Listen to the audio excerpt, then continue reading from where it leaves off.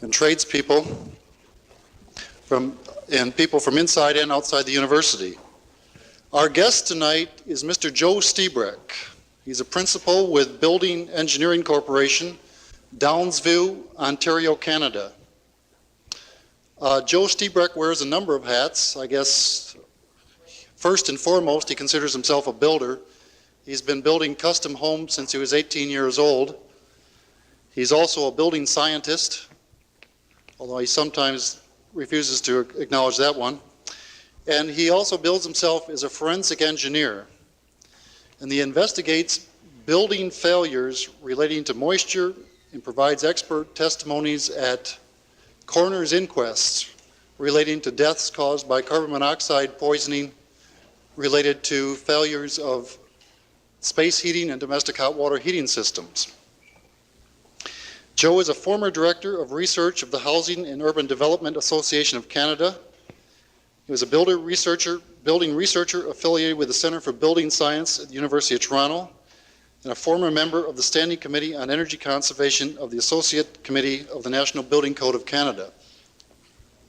Before I turn the floor over to Joe, let me just briefly outline or explain how I came to know Joe.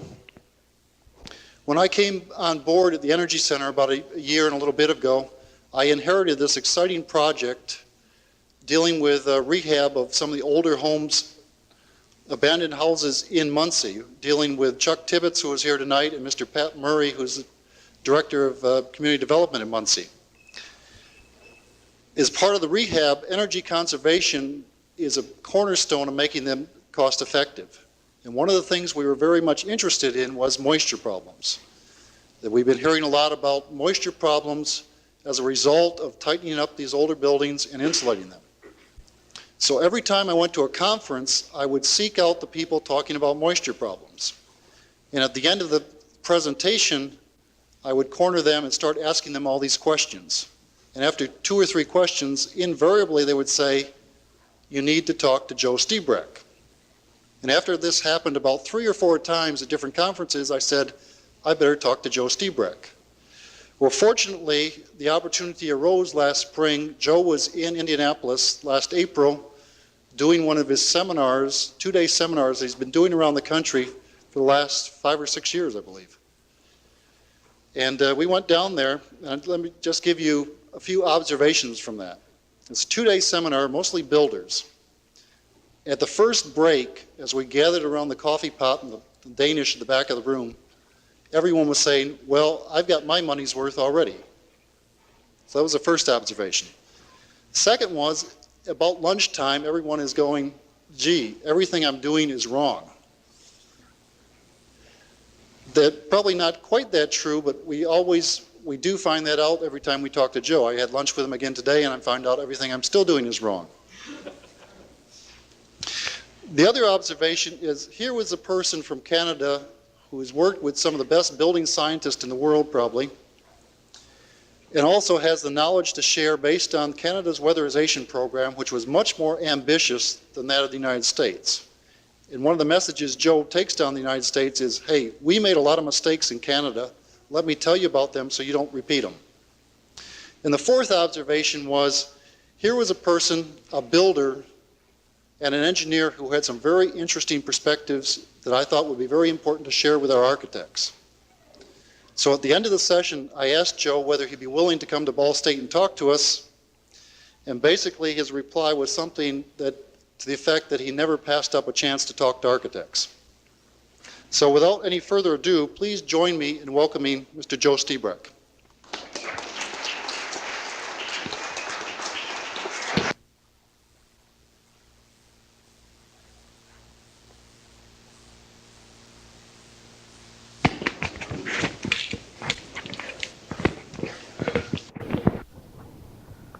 Well, thank you very much.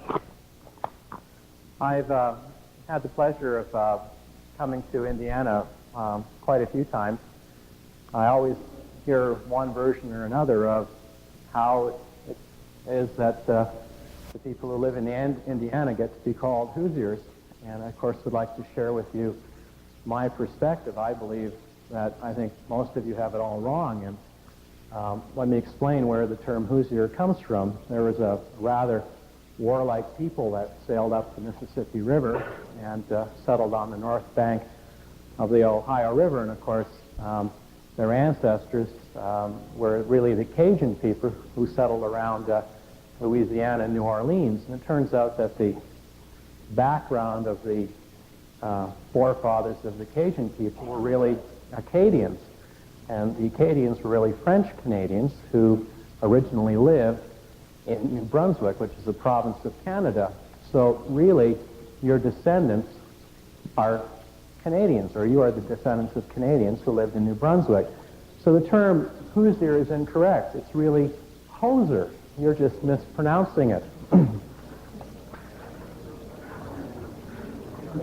Doesn't get any better, guys. I like to start off my sessions with a short story on perspectives and perceptions, and I believe that it's relevant, certainly with respect to the experiences that I have had as an engineer and a builder, dealing with architects and engineers and builders over, I guess, my professional career.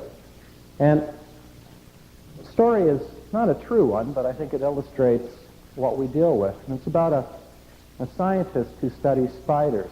And he has a spider on his workbench in front of him, and he pokes the spider, and he says, "Jump, spider, jump." And the spider jumps. So he pulls off a couple of legs, and he pokes the spider again, and says, "Jump, spider, jump." Well, the spider wobbles a bit, but manages to jump. So he pulls off a couple of more legs, and he pokes the spider and says, "Jump, spider, jump." Well, the spider really wobbles this time, but still manages to jump. So he pulls off the remaining legs, and he pokes the spider, and he says, "Jump, spider, jump." Of course, the spider just lies there. Being a good scientist or researcher, he walks across the room, opens his laboratory notebook, and under observations and conclusions, he writes, "When a spider loses its legs, it loses its hearing." Now, that's often the kind of logic that we find prevalent in our industry, where we try to relate unrelatable events to one another. Let me give you an example of an unrelatable event. How many people have ever heard the following? A cedar shingle or a cedar shake roof lasts for 100 years. How many people have ever heard that? Sure, it's pretty common. And in defense of that statement, people say, well, look at all of these older homes that have cedar shingles and cedar shakes on them. I mean, some of those homes date back to before your Revolutionary War. They're well over 200 years old, in fact. But when we begin to really examine the issue, we look around and we see a lot of new homes that are being built that are less than 10 years old. Some are less than 8 years old that have cedar shingles and cedar shakes on them, and those roofs are deteriorating at a horrible rate. In fact, those cedar shingle and cedar shake roofs are rotting. They're rotting and have to be replaced. How is it possible that we had, on the one hand, roofs that lasted over 200 years with cedar shingles and cedar shakes on them, and on the other hand, we have roofs that are less than 8 years old with cedar shingles and cedar shakes on them, and they are deteriorating. In fact, they are deteriorating even faster than the asphalt shingles. It didn't seem to make sense. Well, if we really get into the question, we realize that 50 and 100 years ago, we used to install cedar shingles and cedar shakes very differently than the way we install them today. 20, 30, 50 years ago, we used to install them on furring strips or skip sheathing. We'd put a 1x4 down, we'd skip a space, another 1x4, skip a space. In other words, there was an air space on both sides of the cedar shingle or cedar shake. Today, we put our cedar shingle and cedar shakes directly on roof decking, right on plywood, oriented strand board, aspenite, and that's very differently. Because you see, when it rains, the cedar shingles get wet. This may come as a real surprise to people, but yes, indeed, when it rains, and it still rains today, it rained 100 years ago, the cedar shingles got wet. Well, when they got wet, they absorbed moisture, and when the sun comes out, the sun serves to drive the moisture into the root system. The old way of putting them on, the moisture would go out the back. The airspace behind the shingles served as a receptor for the moisture in the shingles. Today, we put them on plywood or oriented strand boards. When they get wet, the sun shines, the moisture is driven in, but where does it go? It goes to the back of the shingle. And the shingle remains wet and the root system rots. It turns out that the reason that those cedar shingle and cedar shake roofs lasted so long had nothing to do with the fact that they were cedar, but it had everything to do with the way we installed them. It was the airspace that allowed the roof system to last, not the fact that it was cedar. Jump, spider, jump, hearing. We reached the wrong conclusion because we did not understand what in fact was really happening. Now, if you think about things, we used to put our wood siding directly on our studs and our walls. We didn't have building papers. We didn't have sheathings. Well, if the siding happened to get wet as a result of rain, because the wall cavities were empty, the cavity served as a receptor for the moisture in the siding. Today, we put our siding on foil-faced isocyanates, extruded polystyrenes, phenolic foam insulating sheathing, oriented strand board. When the siding gets wet and the sun attempts to push this moisture in, it sure as hell doesn't go very far. And we are now surprised that the paint peels, the siding splits. We ought not to be surprised because we've changed the conditions under which the cladding systems are operating. Saying, why is it we can't build homes anymore that the paint stays on? That's because we're building our homes very differently today than we did at the turn of the century. Now, the second story that I like happens to be a true story. It involves tradition. And it involves the first director of the Division of Building Research in Canada. And in the 1940s, he was running a very critical experiment, which meant that he had to take a reading at the same time every day. And this experiment had been running for several months. And in the old days, we didn't have modern data acquisition equipment. We had to take these readings by hand. It meant spending hours in the cold and the mud and the slime. You went out of your way to make sure that the reading was worth something, meaning you weren't going to collect gobbledygook. You thought through the experiment, and you absolutely never missed a single reading. Well, one morning he woke up in the middle of February in Saskatchewan. It was so damn cold, minus 40 degrees below zero, his automobile wouldn't start. At that temperature, it doesn't matter whether it's Celsius or Fahrenheit, right? He couldn't get his car started. What the heck to do? So he called his neighbor, one of these grizzled old-timers. You know, has an answer for everything, has been everywhere, can't be told anything new. The old-timer said, look, relax. I'll get you out to the research station. I'll meet you in a couple of minutes. Meet me out front of your house. So the scientist goes out, waits on the front lawn in the snow, and the old-timer shows up in his horse-drawn sled. And the old-timer's wearing this buffalo skin robe wrapped around his shoulders to stay nice and warm.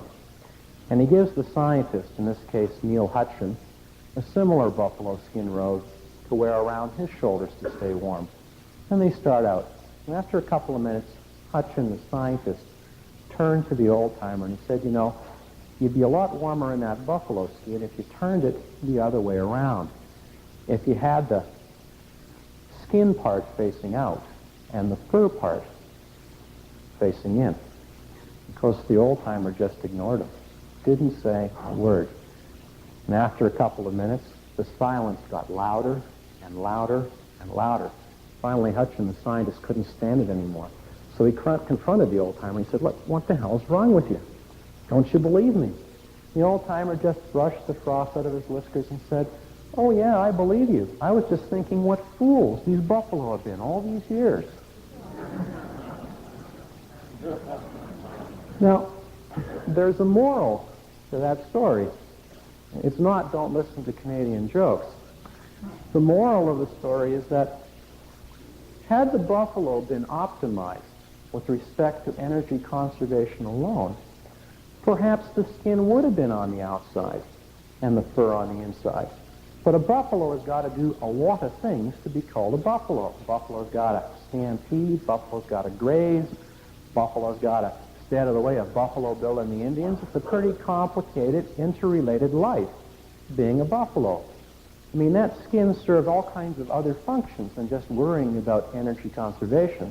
Like one of its functions was to keep the rest of the insides from falling out. We might have had a very energy-efficient buffalo with the skin on the outside, but it might not have lived very long. We might not have had a very durable buffalo. Maybe that ought to be a lesson to us if we start optimizing other complicated interrelated systems and we don't appreciate the interrelationships. If we optimize with just one variable in mind, like energy conservation, and we don't understand what else is going on, perhaps we are going to hurt the system more than we help it. Now, this sort of leads us to houses. And I've been a builder for a long time, and I've dealt with customers, and they're the mainstay of our business if you're a builder, if you're a practitioner. And the comment has been that I've been hearing over and over again for the last 13, 14 years has been, how come you guys can't seem to be able to build a house today like you used to? I mean, my grandfather's house, well, that was a house. We used to be able to build homes that would last 100 years. Today's new homes, you guys are absolutely crazy. And they don't last 100 years. In fact, they're lucky to last 5 or 6 years without having major problems, let alone 25 years for you to at least pay for them. I mean, one of the tenets of North American consumerism is that when you bought something, you'd want it to last long enough for you to pay for it. If you have a 25-year mortgage, doesn't it make sense that the house lasts at least 25 years? And I said, come on, we're not that bad. We're building good, we're using good materials, we're building good buildings. And the trouble is that sort of nagged me. Back of my mind, started asking questions. And like all things, consumers' perspectives really tend not to be that incorrect. And I started looking at statistics in North America a number of years ago. And they're absolutely astounding. Realize that 2 out of every 10 basements that get put in North America, in new homes, have to be dug up within the first 5 years to have water leakage problems fixed. Realize that roughly 30% of all new homes built in North America have mold and mildew problems. That roughly 40% of all new homes that are built in North America have gypsum board or drywall cracks. In fact, it's so common to have drywall cracking in your new home, the builders automatically assume it's going to happen and build in the cost of repairing the drywall cracks in their subcontract with the drywaller. You build in the trip back in a year to fix the cracks. Now, what the hell kind of a commentary is that anyway? We've given up trying to prevent them, we assume they're going to happen, and we build in the cost of repair, sometimes even before the people have moved into the bloody house. Roughly 15% of all new homes that are built suffer from interstitial moisture problems within wall cavities and roof cavities. It didn't used to be this way. And now we're beginning to kill people as a result of malfunctioning heating systems. And now we're worrying about radon. Now, I come from a very simple part of the world, the third world, up in Canada, where we've decided it's bad for business to kill your clients. Now, we've also decided it's bad for business to kill the enclosure that the clients are living in. Now, what are we doing so differently today that has led to these problems? I mean, do we turn back the clock, go back 80 years and build the way our grandfathers used to build? I mean, it makes no sense to do that. Why could we never go back to the way we used to do things? Well, one of the reasons is cost. There's no way we could afford to build that way today, right? Cost of materials, their way of doing things, the labor. We don't have the skills. There's no way we could do that. But let's for a moment assume that cost is no object. Now, you know, when anybody ever says cost is no object, they're bullshitting you, right? Cost is always an object. But let's assume for a moment that we could build that way, less expensively than the way we're doing today. Why is it that we still wouldn't build that way? And the reason is that the consumer would never buy that kind of a house. The reason the consumer today would never build that kind of a house is that the houses we built 80 years ago were uncomfortable as hell.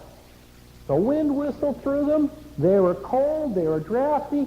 You'd wake up in the morning with the sheets frozen to your outside wall. You're not going to get much repeat business today with sheets frozen to your outside wall. Today's homes are the most comfortable homes ever built in the history of mankind on this planet. North Americans are extremely fortunate. We have the most comfortable housing stock ever. But it turns out that today's housing stock, although it's very comfortable, is not particularly durable.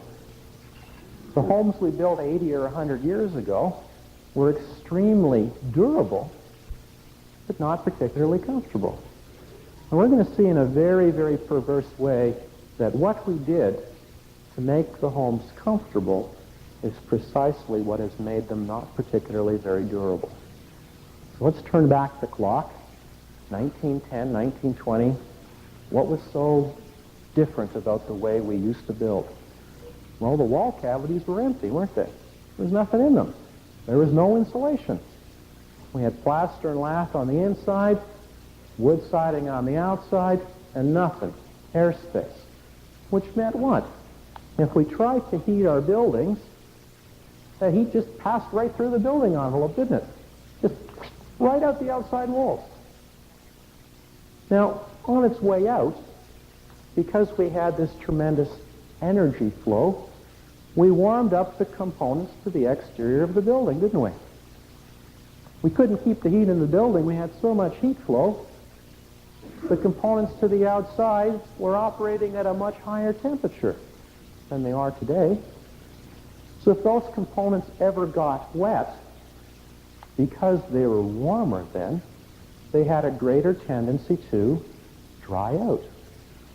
Because we had all of that energy flow through the building enclosure, the building envelope had a much higher drying potential. Well, what did we do? People were getting PO'd, personally offended at having the sheets frozen to outside walls, so we filled those cavities filled with insulation, didn't we? We added insulation. And boy, were we ever surprised when the insulation worked. The insulation did its job. It reduced the amount of energy flow through the envelope. It meant that the buildings were more comfortable inside. We had a more uniform heat distribution. We didn't have that temperature stratification anymore. Our toes were as warm as the tops of our heads. It was very, very nice. But the moment we added insulation, we did two things. We reduced the energy flow to the exterior, which meant that the components were operating to the outside at a colder temperature. And secondly, we reduced the air circulation within the cavities. The cavities used to be empty. Now they're filled with insulation. No air circulation. The components are colder. If they got wet, they no longer dried out as quickly. There's a direct link between insulation and a reduction of drying potential. The more insulation you add, the lower the drying potential becomes. No magic there. Well, we've been adding insulation since the 1930s. So presumably we've been reducing drying potential since the 1930s. Well, why in blazes didn't the cities in the United States and Canada come crashing down around our ears in the 1940s and 1950s, right? And we've been reducing drying potential since then. Surely, to heck, we should have had major problems in the late 40s and 1950s, but nothing. We didn't get into trouble until the early 80s. Why not? Well, because obviously something else was going on. And what else was going on? Well, the homes were filled with holes, right? They are leaky. Well, so what? If we had leaky houses, we had a very high air change, right? Air whistled through them. Well, what's the big deal about air change in the wintertime? Well, In the wintertime, the air outside is cold. Wow. Us Canadians are real knowledgeable about that. Well, what else do we know about cold air? Cold air is unable to hold any moisture. It's dry air. You take warm, moist air and you cool it down and you get rain. We have cold, dry air. What do we do with that cold, dry air? We leak it into our homes. We infiltrate it. And what happens when we've got that cold, dry air inside of our homes? Well, we add heat to it. That's what the heating system is for, right? We now have warm, dry air. That warm, dry air is now capable of picking up moisture. It does. It picks up this moisture and carries it to the outside or exfiltrates with it. So high air change in a leaky building in a cold climate in the wintertime serves to flush interior moisture out of the buildings, right? Our older buildings were so efficient at flushing moisture out of those homes that they were positively bloody uncomfortable to live in. They were too damn dry.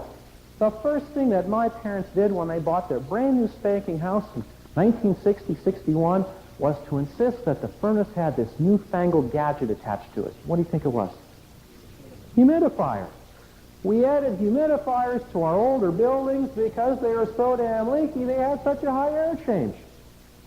If they had such a high air change and there's no moisture in the damn homes, who cared what the drying potential was?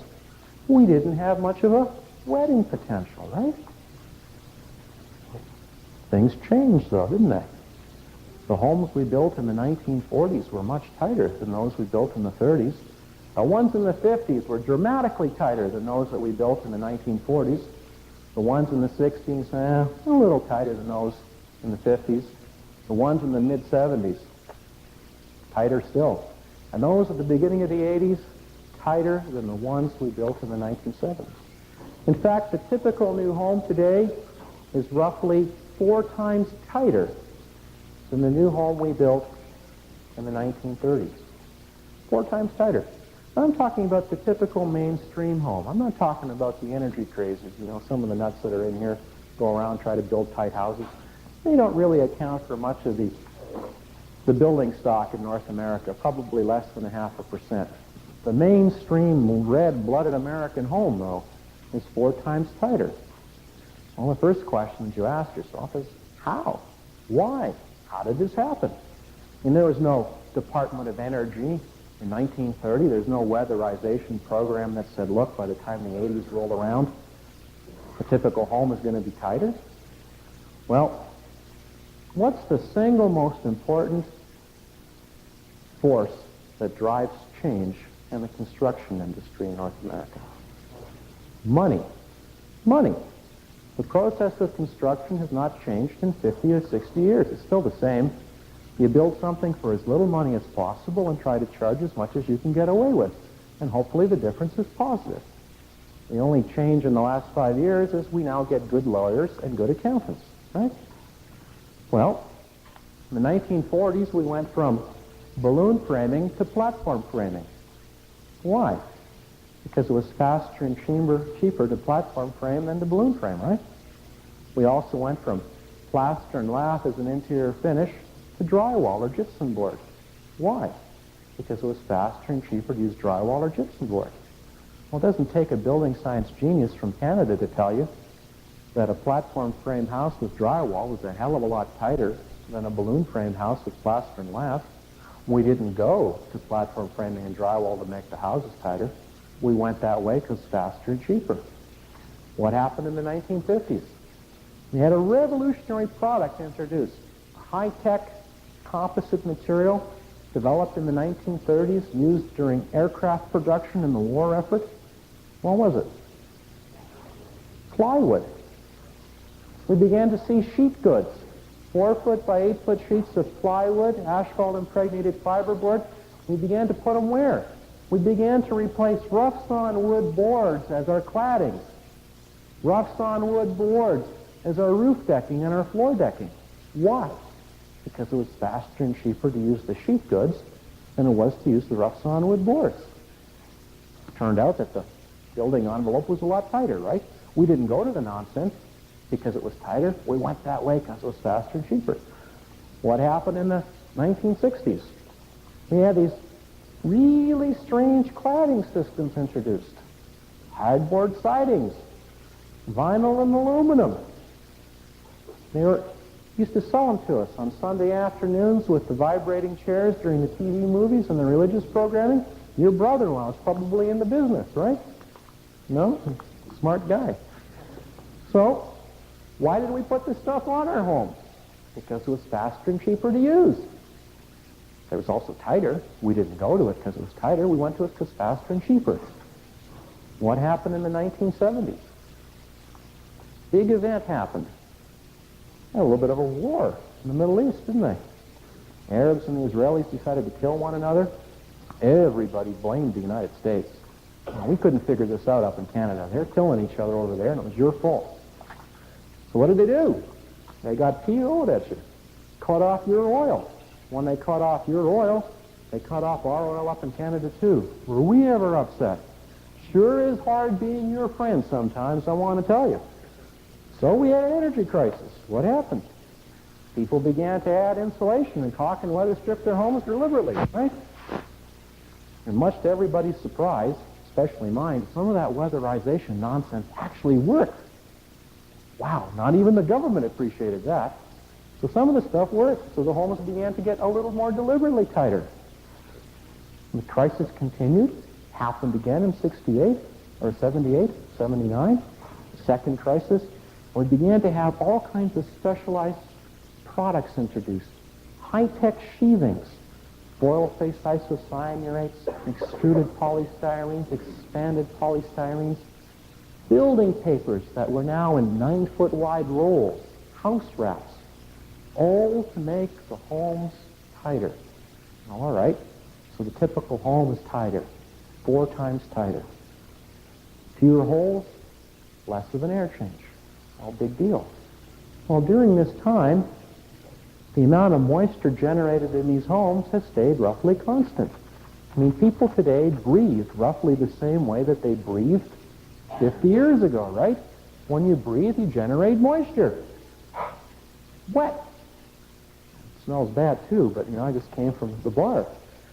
When we generate moisture, a high air change usually serves to flush that moisture to the exterior. Well, if our moisture generation stays constant, but the air change goes down, the background moisture levels have got to go up. Before, we had very little moisture, and we had a whole bunch of holes to dissipate that moisture through. And those holes were connected to cavities that were empty or poorly insulated. The cavities had a high drying potential, no problem. Now, we had more and more moisture and fewer holes. So we're concentrating more moisture at fewer holes. These holes were now connected to cavities that were at a lower drying potential. The formula for disaster, right? Nope. I mean, we've been doing this since the 1940s.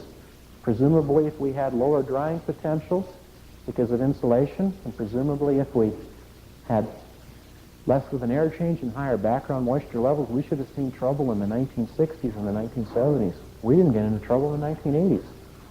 I mean, why not? Something else had to be going on. What was that one thing that was going on during this whole time that allowed us to screw absolutely everything up for 50 years, 60 years, and get away with it? Well, how did we heat our buildings? We burned something in them, didn't we? We burned oil, wood, natural gas. We should have been burning energy conservation studies, but we were burning something. When we burn something, we generate products of combustion. And those products of combustion are dangerous, so what do we do with them? We want to get them the hell out of the house, right? And how do we do that? With a chimney. Most of these homes had chimneys. Now, a chimney, as far as a house is concerned, is nothing more than an exhaust fan. Somebody turns your furnace on, it's like somebody saying, oh, my chimney fan is operating now. A typical 80,000 BTU furnace requires about 100 cubic feet a minute of air. That's 6,000 cubic feet of air an hour. That's over a half an air change per hour. These chimneys were ventilation systems serving to flush moisture out of the bloody house. Now they did something even more significant. If your house is a cube, and we're sucking out of that cube in one spot at the chimney, 6,000 cubic feet every hour, what have we done to that cube relative to the outside? We've depressurized it relative to the outside, right? The cube is under a slight negative pressure. If I have any cracks or openings in that cube, it means that air is infiltrating through those cracks and openings, right? The only place air is being sucked out is up the chimney. Well, what do we know about infiltrating air? It's cold. It's dry. The infiltration of cold, dry air never hurt no one. It's the exfiltration of warm, moisture-laden air that screws you up. If the building is seeing infiltration everywhere, we could have filled those walls with cow dung and it wouldn't have mattered. We didn't have to know anything. And of course, we didn't know anything.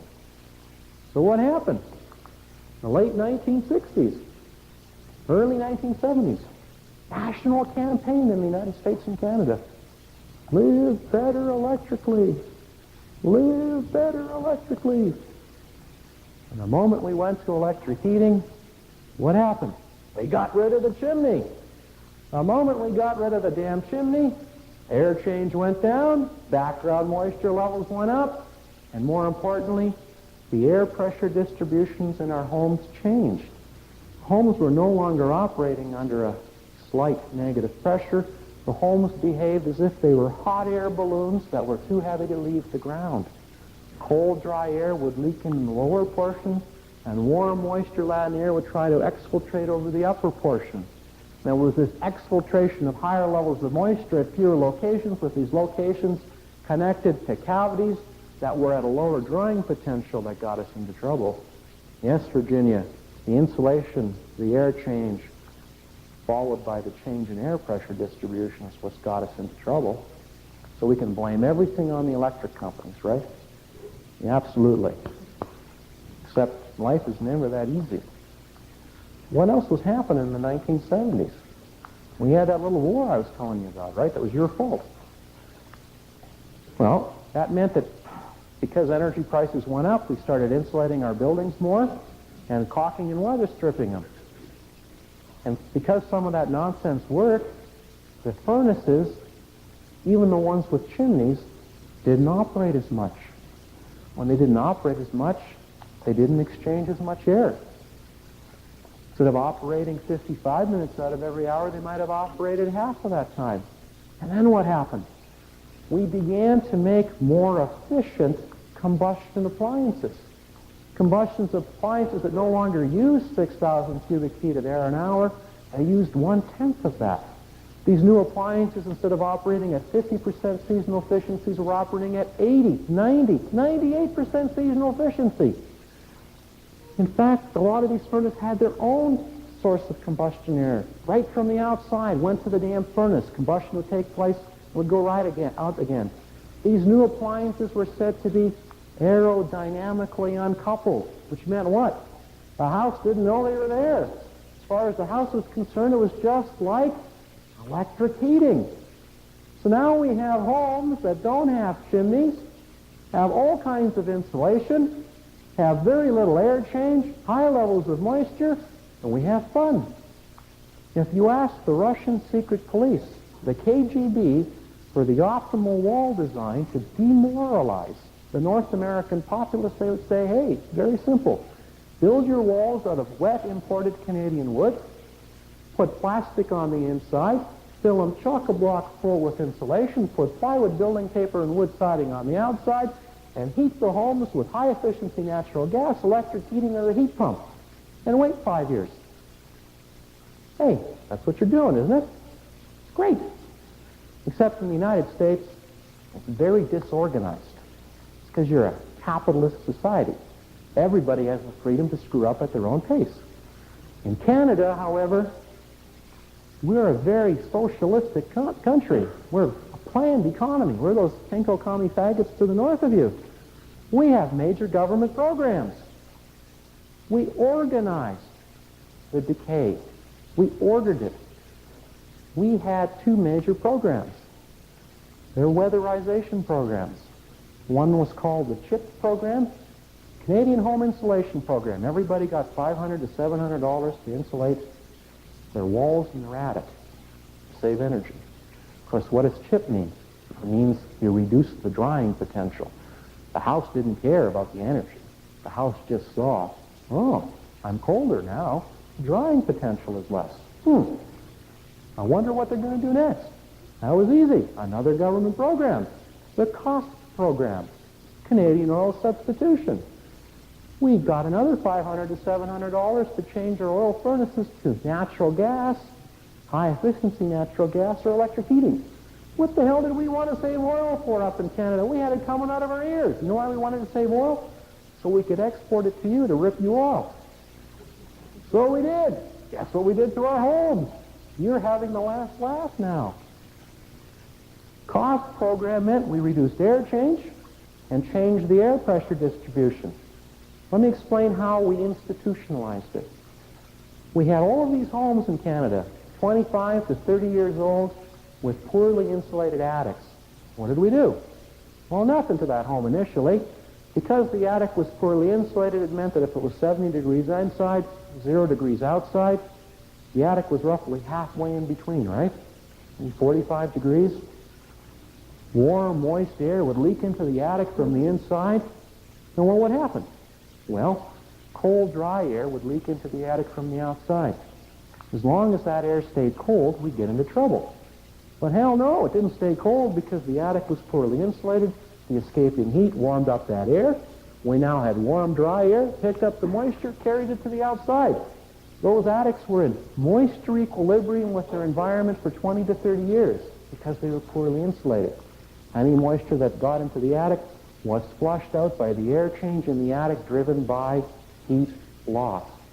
This comes as a real surprise to people when I tell them that attic ventilation only works in a poorly insulated attic. Why? Cold air can't pick up moisture. If your attic is heavily insulated, there's no heat loss, the cold air stays cold. Wow. Surprise, surprise, surprise. So what did we do? We threw a whole bunch of insulation into those attics. And it worked. It worked. The insulation kept the heat in the house. So now the attics were cold. In fact, they were beginning to operate at the same temperature as the outside. We didn't change the amount of moisture getting in. Moisture still got in. All we changed was the temperature of the attic. So now what happened? When cold, dry air leaked in, it stayed cold. Didn't pick up the moisture remained, and 3-4 years later, people began to fall through roofs all over the country. Nothing is more upsetting to a government bureaucrat than to have a voter fall through one of his roofs. Huh? What to do? Another government program. The cry went across the land. If you're going to insulate your attic, you now have to ventilate the attic. How many people heard that? We're experts. Look, the door will be closed. What I say in here, nobody will know. Well, we ventilated them. How much did we ventilate them? The 1 to 300 ratio. Where did we get the number? From the building code. If it's in the building code, it's got to be right, guys? We know that. Sure. So we added all of this ventilation. What do you think happened? 3 things happened. In one-third of the homes, the problems were cleared up. The problem went away. Oh, we were surprised. It worked. What do you think happened in one of the other thirds?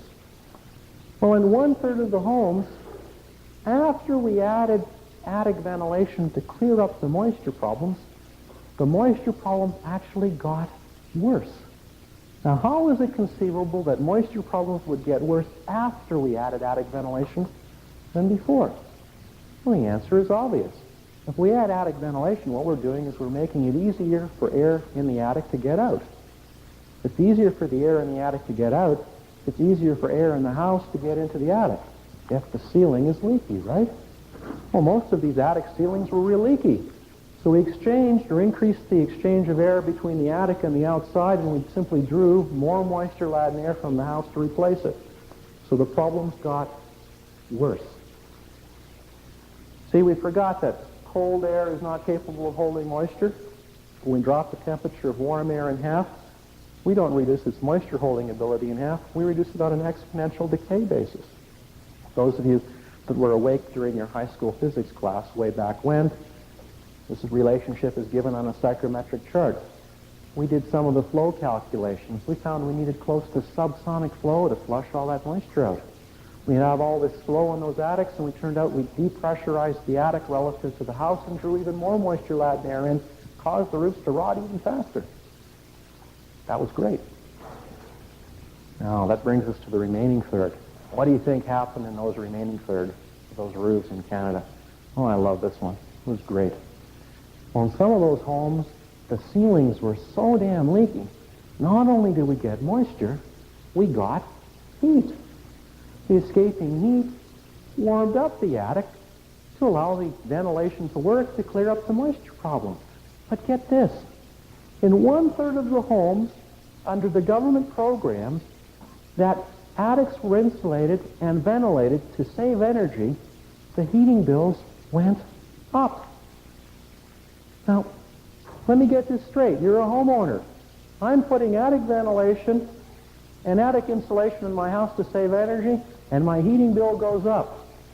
Sounds like a government program to me. What to do? Another government program. To try one across the land. If you're going to insulate your attic, add attic ventilation, we now have to caulk and seal all of the holes in the ceiling and in the walls. Tighten up your house first. Tighten your house, then insulate it. How many people heard that? Come on, more of you heard that, I know that. You guys are experts down here.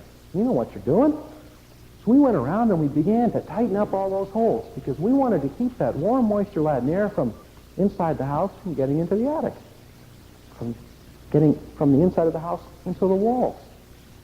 What happened? It worked. Honest to God, it worked. We kept that warm, moisture-laden air from getting into the attic. The attic problems were cleared up.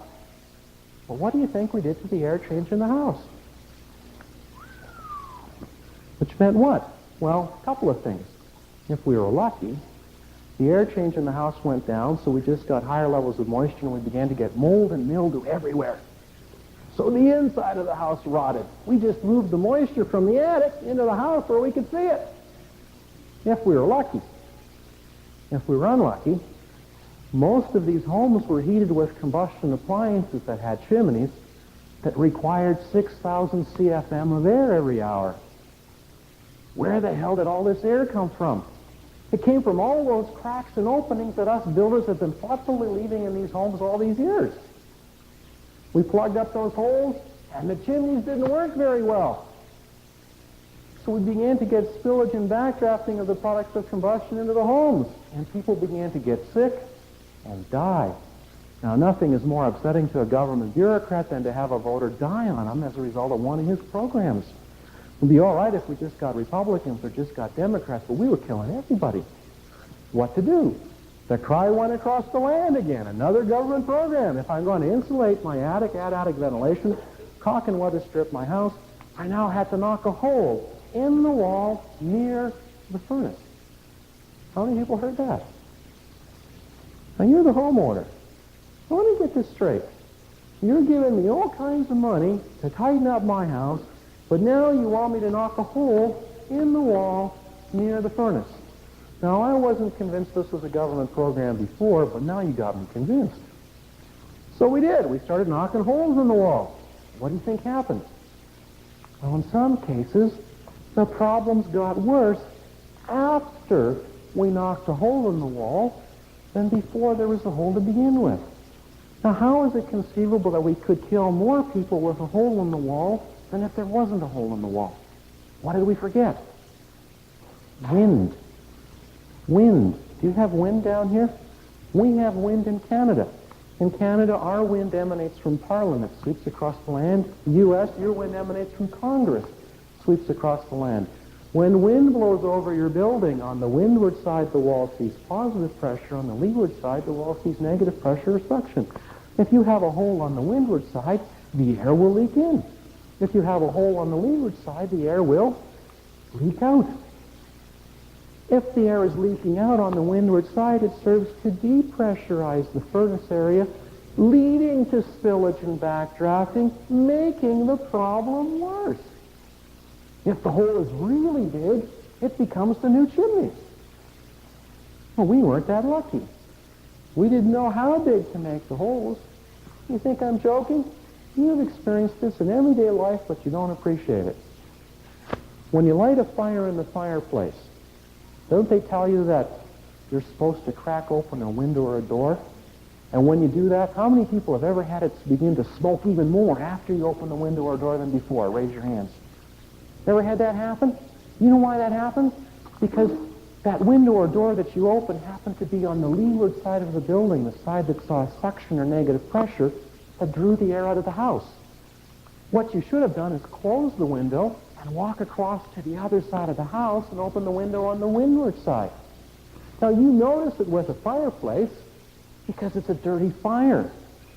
You honestly think the chimney that's attached to your gas furnace works any differently? It doesn't. The only disadvantage with the gas furnace is that it generates carbon monoxide, which is tasteless, odorless, and it'll kill you. It will also cause your hair to go gray. See what happens when you don't listen to me? Huh? So what to do? Another government program, of course. The cry went across the land. You're going to insulate your attic, add attic ventilation, caulk and weather strip your house, knock a hole in the wall near the furnace. We now had to put the furnace in a sealed furnace room. How many people heard that? Yeah, we have experts. We sure do down here. What do you think happened? How big were these furnace rooms? They were small. They only fit the furnace. That's why we call them furnace rooms. Now, those furnaces still needed 100 cubic feet a minute. Where did that air come from? From the hole in the wall, right? No problem. It worked. Let me ask you this.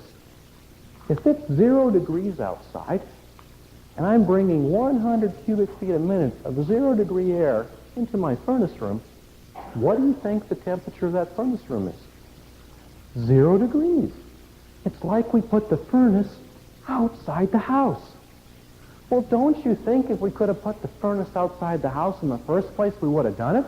It's safer out there. Why don't we put the furnace outside the house? Because it's cold out there. When the furnace is cold, it's unhappy. It doesn't like it out there. It doesn't work very well. When it doesn't work very well, it generates all these products of combustion that are unhealthy for you. But that's okay. They're going to still go up the chimney. No, they're not. See, before we had a furnace room, we used to take 100 CFM of 70 degree air from the house to go up the chimney. Now we're getting 100 CFM of 0 degree air to go up the chimney. So the chimneys were much colder. Because they were much colder, we began to get what? Condensation in the linings of the chimneys. Because we were getting condensations in the linings in the chimneys, if we were lucky, the chimneys would deteriorate over 7 to 10 years before they collapsed and then you died. If we were unlucky, they'd freeze up solid and we'd be dead by the morning. So what to do? Another government program. What else? So get this. The cry went across the land. If you're going to insulate your attic, add attic ventilation, caulk and weather strip your house, knock a hole in the wall near the furnace, put the furnace in the sealed furnace room, we had to do 2 things now. We had to line the chimneys to keep them from deteriorating. We lined every chimney in the country. And the second thing, a marvel of technology, we had to provide backup supplemental heat to the furnace to keep it from dropping below 50 degrees. We had to heat the goddamn furnace. You think I'm joking? You read the manuals. Now that is the state at which energy conservation in existing homes and new construction has risen to in my country. We are now exporting this knowledge to you in exchange for your acid rain. We think we're getting a deal.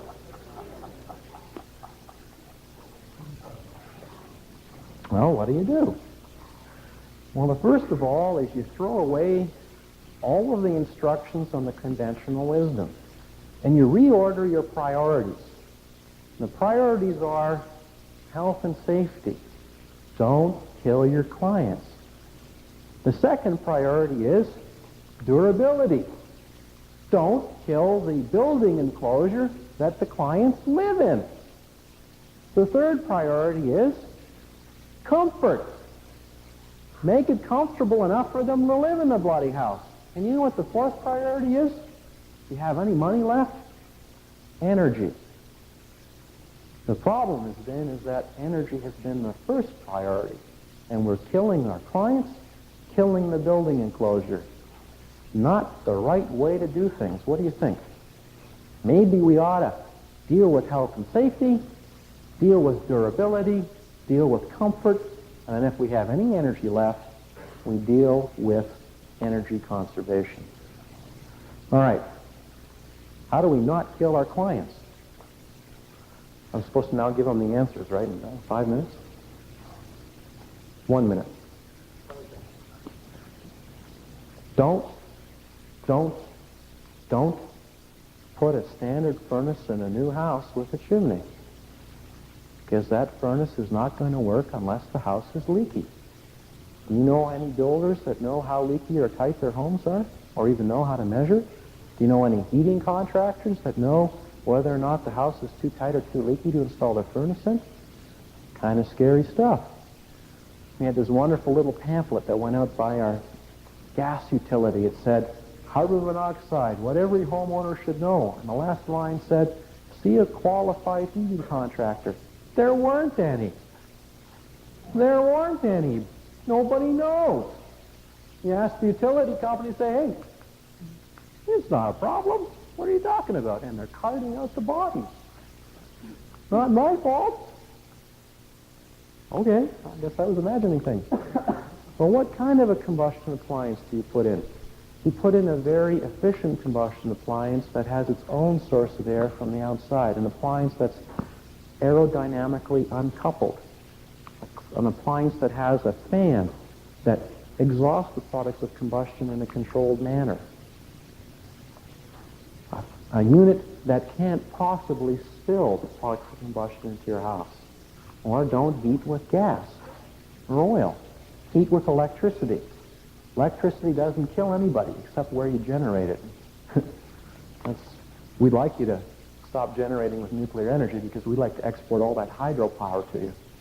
And there really aren't that many problems in houses. I've just been paid by the electric utilities in Canada to say that, so you'll buy electricity. Anyway, you uncouple the combustion appliances. If you have a fireplace, you make sure that the fireplace has a fresh air pipe that leads from the outside into the firebox. And it has glass doors. You're aerodynamically uncoupling them. Because if you don't, you're going to die.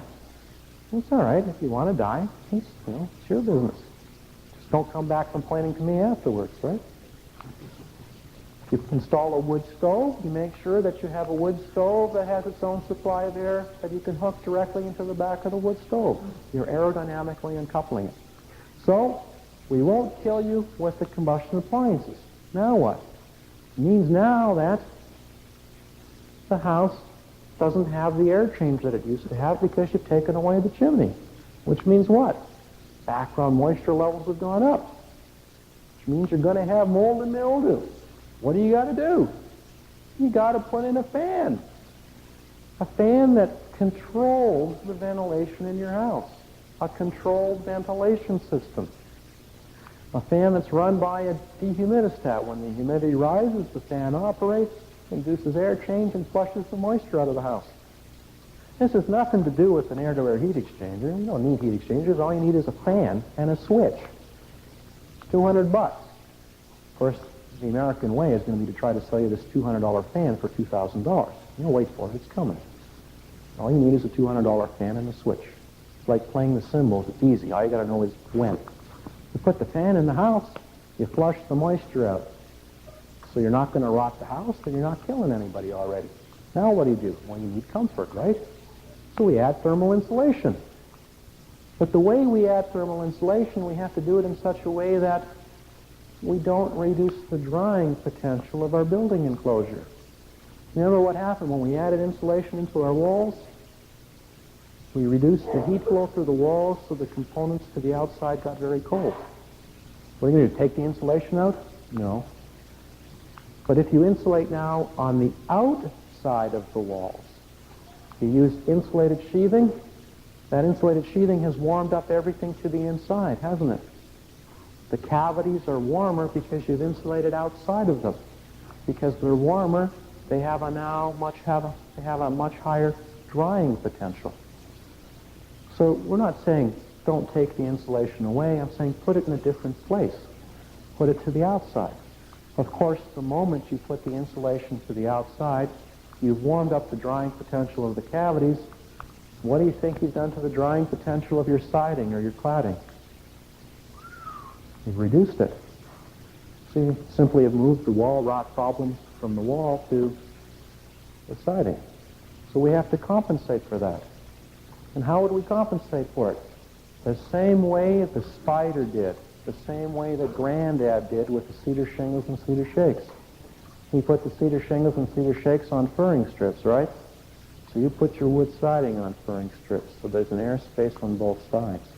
That air space serves as a receptor for the moisture in the siding, and now you've got a wall system that won't rot on the outside, won't rot on the inside, and you're energy efficient. It's not a big deal. This is not nuclear physics. This is pretty simple, except nobody's bothered to tell the people that need to know. You people, the practitioners. It's very easy to build a durable, comfortable house that you don't kill your clients in. It's also, however, very easy to build a house that isn't durable that you can kill your clients in. We have the simple motto where I come from. Make money, don't get sued. Thank you very much.